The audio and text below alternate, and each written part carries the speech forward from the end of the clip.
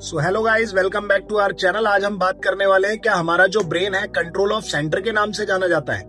Brain के अंदर कुछ ऐसे पार्ट्स होते हैं जो बहुत सारे फंक्शंस करते हैं।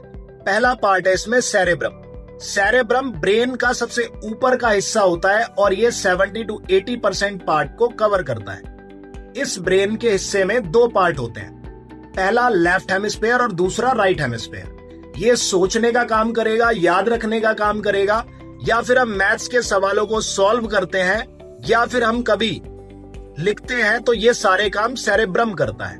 इसलिए इसको कंट्रोल ऑफ थिंकिंग के नाम से भी जाना जाता है। दूसरा पार्ट है इसका सेरेबेलम। सेरेब्रम के ठीक नीचे लोकेट होता है सेरेबेलम।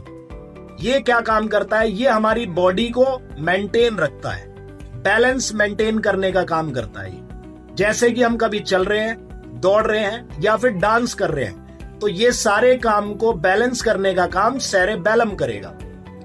इसके बाद आता है इसका तीसरा पार्ट। इसका तीसरा पार्ट होता है मेडुला।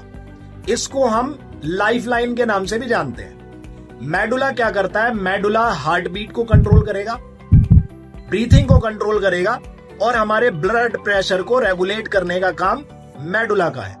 इसलिए इसको हम क्या कहते हैं? लाइफलाइन कहते हैं।